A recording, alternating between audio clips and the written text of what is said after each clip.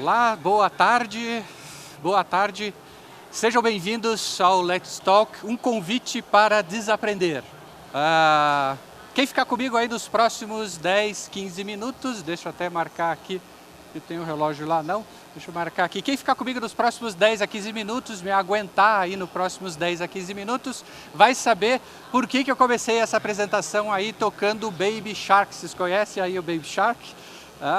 A sorte de vocês é que o áudio não está saindo, então aí vocês não vão ficar com essa música grudada na cabeça, né? Então quem ficar comigo nos próximos 15 minutos vai saber por que o Baby Shark apareceu aqui no início da apresentação e qual é o meu convite e o que eu estou sugerindo para que vocês venham a desaprender.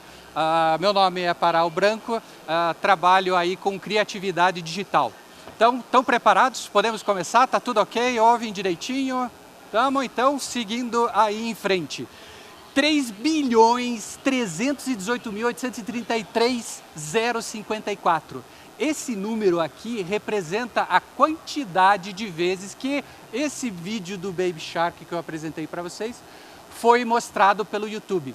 Para ter uma ideia do que isso significa, se você colocasse uma pessoa na frente do computador, lá na frente do YouTube, ela ficaria assistindo esse Baby Shark por mais de 100 anos. Esse é o impacto que a gente tem de 3.318.000 visualizações daquele vídeo. E não é só isso. 3 bilhões de visualizações também gera dinheiro para a empresa que publicou esse vídeo, uma empresa coreana que publicou esse vídeo. A gente não sabe exatamente qual é a quantidade de dinheiro que essa empresa levantou, mas segundo estimativas de métricas de marketing, 3 bilhões geraria mais, pelo menos, né, ou muito mais do que 1.600.000 dólares arrecadados com esse vídeo do Baby Shark. Se a gente considerar que é R$4, aí mais de R$4 está o dólar hoje, isso vai dar mais de 6.400.000 reais, né? Era 1.600 dólares, né, que eu tinha dito antes, arrecadado só com esse vídeo. Acho que nada mal, né, para um vídeo como esse aqui você arrecadar mais de 6 milhões. Aqui eu coletei alguns dados que são públicos para tentar entender um pouquinho a história, né, como é que esse fenômeno do Baby Shark aconteceu. Dá para a gente ver aqui a história, né? Ele foi publicado em 2016, no mês de maio, aí, é um canal que tem bastante audiência na Coreia, e foi ganhando audiência nesse espaço na Ásia, né? Um crescimento meio linear aqui, era um canal de grande audiência linear. Até que 2 eventos aconteceram aqui, né, que fizeram com que explodisse o número de acessos a esse vídeo do Baby Shark. Não vou entrar aqui no detalhe, mas foi criado aí o desafio do Baby Shark, que consistia simplesmente, esse era o desafio do Baby Shark, faça a dança do Baby Shark, coloque na rede social, esse é o desafio. Só que aí um grupo de K-pop resolveu fazer esse desafio do Baby Shark no show deles na Coreia. A partir daí, é esse ponto onde tem uma explosão de acessos do Baby Shark, que diminui um pouquinho e de repente ele aporta também nos Estados Unidos, porque apareceu no show da Ellen, que é um talk show de variedades, aí ela apareceu nesse vídeo. Aí de novo o Baby Shark ataca a América e explode o seu número de acessos, né? Então são os eventos aí da história desse vídeo que faz com que ele, né, aumente a quantidade aí de acessos exponencialmente. Bem, e aproveitando isso aí, eu queria fazer um convite para vocês. Vamos fazer o desafio? Querem fazer o desafio do Baby Shark? Vamos fazer comigo? Vamos? Não, brincadeira, não é esse desafio aqui. Eu quero fazer outro desafio com vocês, até para ver se vocês... Quer dizer, vocês não ouviram a música do Baby Shark, que uma pena, eu estava preparando aí para vocês ouvirem a música do Baby Shark, mas o meu desafio aí com vocês é diferente. Pense no seguinte, vamos ver se a gente consegue esquecer, né, para quem lembrou aí do Baby Shark. O desafio é, pega uma folha de papel, né, imaginem aí, e comecem a dobrá-la. 1 vez, 2 vezes, 3 vezes, 4 vezes, né? Continua dobrando e chega a dobrar 20 vezes. E a minha pergunta para vocês é, depois de dobrar 20 vezes, qual a espessura, né? Se eu colocasse aqui, qual é a altura que essa folha de papel chegaria depois das 20 vezes? Tem alguma ideia?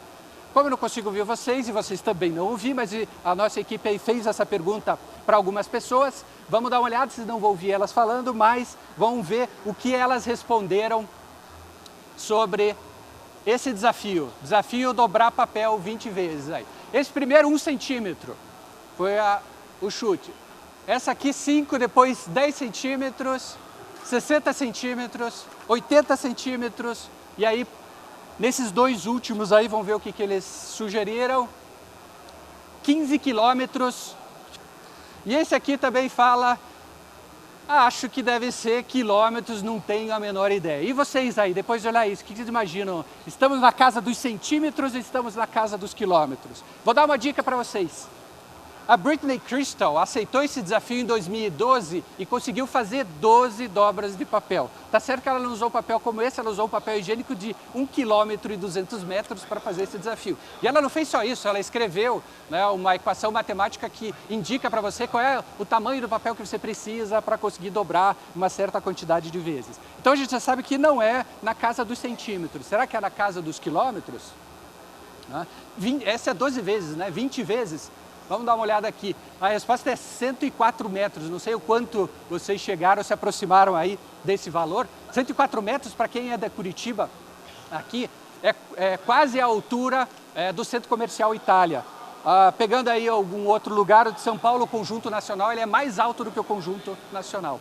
Agora, por que motivo será que a gente tem essa dificuldade, né, de conseguir estimar esse valor, né, usando a intuição, a gente conseguir estimar esse valor?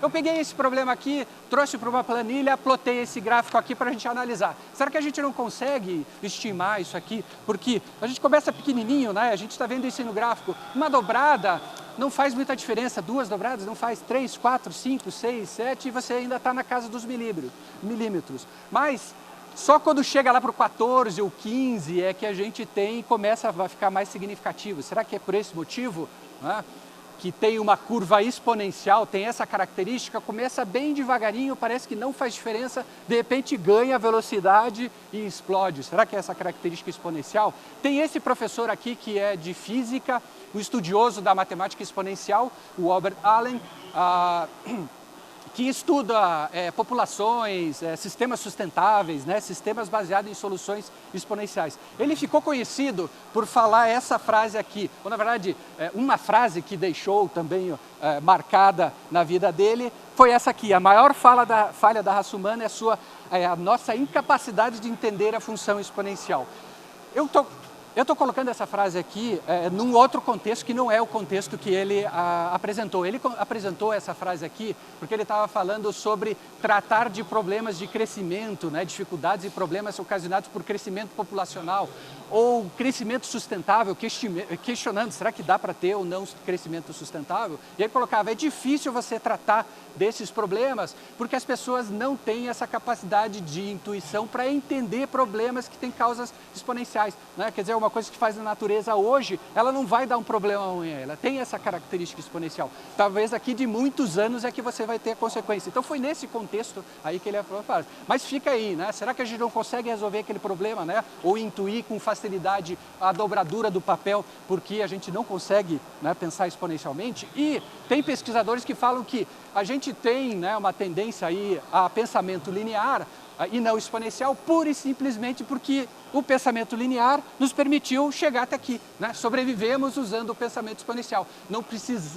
Nós não precisamos, né, no passado, nada mais do que esse pensamento exponencial, né? Conseguia caçar e conseguia não ser caçado usando esse pensamento exponencial. E aí, se a gente volta lá para tentar entender aqueles 3 bilhões de visualizações de um vídeo do Baby Shark, a gente dá uma olhada aqui, essa característica, né? Quer dizer, vem crescendo lentamente até que alguma coisa faz com que isso aqui exploda. Essa é a característica que a gente tem da exponencialidade, que a gente, né, começa a viver, né? E tem cada vez mais exemplos na área do uso de tecnologia digital. Mas não é só esse caso do YouTube. Se a gente olhar também, a gente está vivendo a era exponencial das empresas. Não sei se conhecem todas as empresas aqui que estou apresentando. O Uber, vocês conhecem aí de mobilidade, você tem também o Airbnb, que é aluguel de temporada, o Kickstarter, que é financiamento coletivo, e o Nubank, que é um caso aqui de sucesso do Brasil. Mas se a gente analisar o crescimento, né, a linha de crescimento desses negócios aqui, a gente vai de novo, né, está acontecendo de novo, essa curva exponencial está sendo mostrada para a gente. Nesse pequenininho à esquerda de vocês, lá do topo, é o crescimento de motoristas do Uber adotando a plataforma, crescimento exponencial. No de baixo você tem o número de casas ou acomodações que foram cadastradas pelas pessoas para serem alugadas via Airbnb. E o último ali de baixo pequeno é o valor financeiro arrecadado pelos projetos publicados no Kickstarter. Então a gente está vendo essa curva exponencial. Eu trouxe aqui também maior aqui para a gente gastar um pouquinho mais de tempo falando sobre o crescimento exponencial da aquisição de clientes do Nubank, né, que em um pouco mais de 5 anos, ele chegou agora a 10 milhões de clientes. E esse caso ajuda a gente a tentar começar a entender o que motiva, o que faz com que esse crescimento exponencial comece a acontecer, né, com mais frequência para a gente aí. Em abril desse ano, o Nubank chegou a ter clientes, né, ou atingiu clientes nos 5.570 municípios, 100% do Brasil. Em abril, o Nubank, em pouco mais de 5 anos, atingindo todos os municípios do Brasil. Vamos tentar imaginar aqui como é que um banco tradicional vai atingir 5.570 municípios, né, construindo as agências, alugando, reformando, contratando o pessoal. Quer dizer, que logística louca e que custo estratosférico para você crescer dessa maneira. O que o Nubank fez? Digitalizou a agência.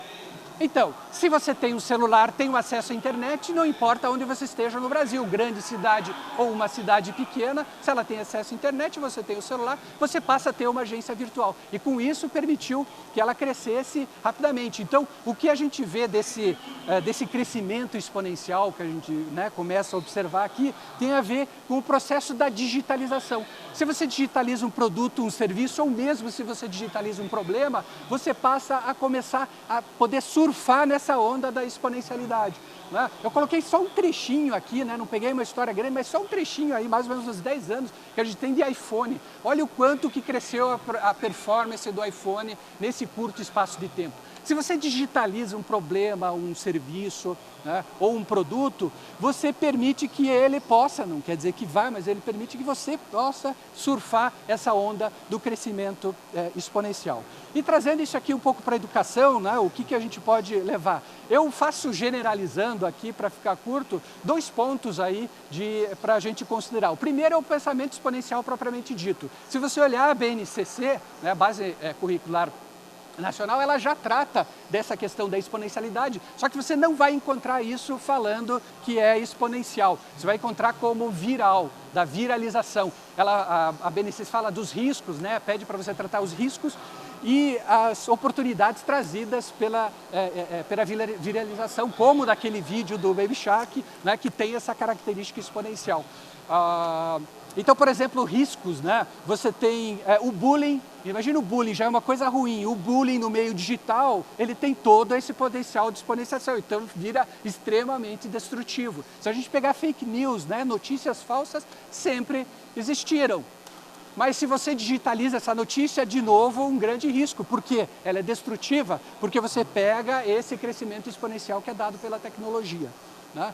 E agora, você dominando, né, sabendo os riscos e as oportunidades, entendendo, né, sobre o pensamento exponencial e sobre o potencial, o que você precisa também é dominar as ferramentas e entender como é que você pode utilizar essas ferramentas digitais para atingir a exponencialidade. Até isso, eu uso um nome aqui, que é chamada de criatividade digital. Eu uso a palavra, ou essas 2 palavras aqui, criatividade digital, para definir, né, você adquirir o entendimento do funcionamento dessas ferramentas digitais para turbinar o seu processo criativo, o seu processo de construção de novas ideias, ou para turbinar o impacto que você vai ter com essa iniciativa na sociedade, né? Eu chamo isso aí de criatividade digital. E agora já pensando um pouco sobre as ferramentas em si, né? A gente está falando de educação, tem aqui um primeiro caso que é o mais natural, é mais na linha do Baby Shark, né? O vídeo, ele é uma ferramenta com potencial exponencial. Peguei 3 aqui e não entrando no mérito de se esses vídeos pedagogicamente estão adequados ou não, foi usado da melhor maneira o meio, né? Isso aí não levando isso em consideração, mas olhando os números, dá para ver ali que 4.135.000 acessos, vezes 12 minutos e 50 minutos é um grande impacto que você está causando com esse vídeo. Então, o vídeo é a ferramenta aí mais básica que a gente pode usar, né, como um recurso exponencial. Mas também a gente pode usar outros artifícios aí. A planilha pode ser usada como uma ferramenta exponencial, ela pode ser usada. Eu falei sobre você digitalizar um problema para depois trabalhá-lo com a ferramenta digital e eventualmente até atingir a exponencialidade. Nesse vídeo aqui eu coloquei um exemplo de um trabalho que eu fiz aí com os alunos, né, de digitalizar o problema da probabilidade. Um exemplo simples de cara e coroa, onde a gente usou uma planilha, os alunos jogaram 4 vezes a moeda, a gente anotou se deu cara ou coroa. Depois jogaram 10 vezes a moeda, a gente anotou e colocou o gráfico, né, nos dois lá de cima, de como foi o resultado manual. Só que a gente diz em probabilidade que você jogar essa moeda no tendendo a infinito, a gente vai ficar com 50% de cara e 50% de coroa. Só que jogando na mão a gente não chega, né, nessa quantidade, né, a gente não percebe isso. Agora, a vantagem de você estar digitalizando o problema é que, agora vocês podem observar, estou usando a própria planilha para jogar automaticamente essa moeda. Então você tem lá no automático 30 vezes, o computador está jogando várias vezes a moeda para cima e está anotando para a gente a resposta. Então a gente vê, varia, se a amostra é pequena, varia bastante, né, o resultado. Agora, indo lá para o automático, jogando 1000 vezes, a gente vê que agora já não varia tanto. Tem uma variação, mas uma amostra de 1000 tem uma variação menor e a gente começa a tender a esse tal dos 50% de cada. Então poderia ir mais à frente 2000, 3000.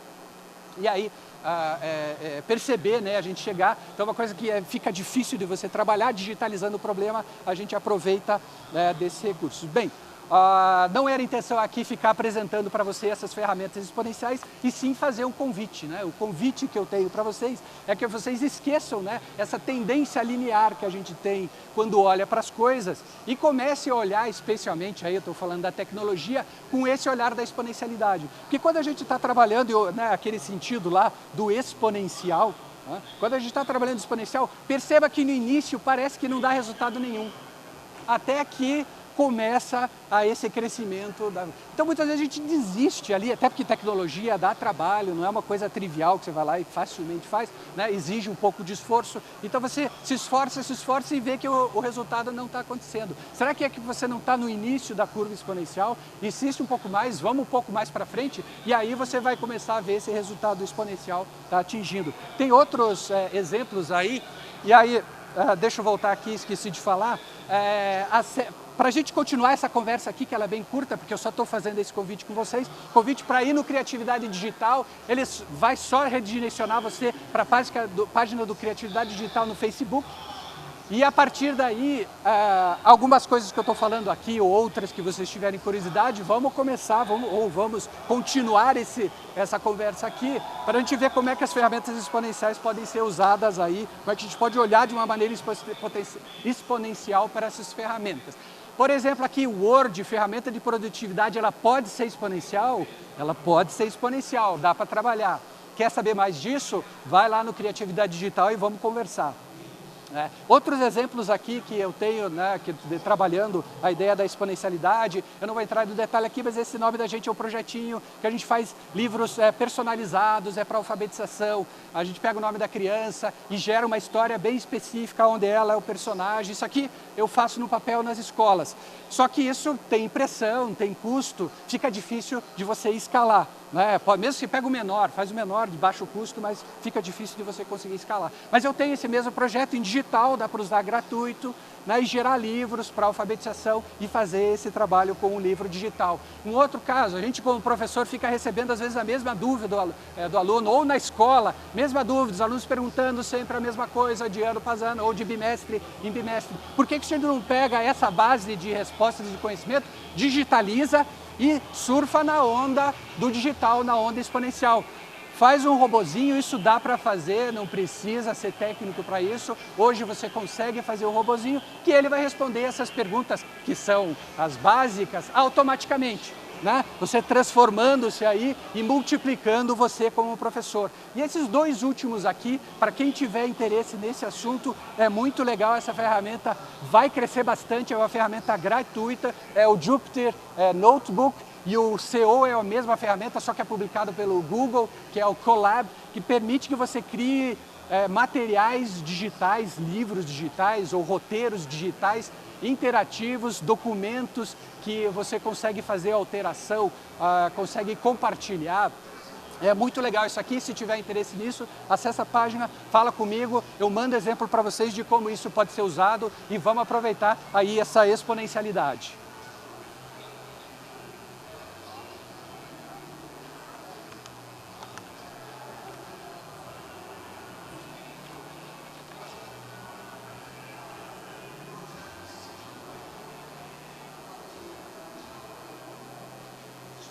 Suspense, aqui tem uma música de suspense, não estou ouvindo. Suspense, meu Deus. Então convido a vocês, pode assustar, dá esse passo comigo e vamos potencializar e continuar mudando a educação do país. Muito obrigado.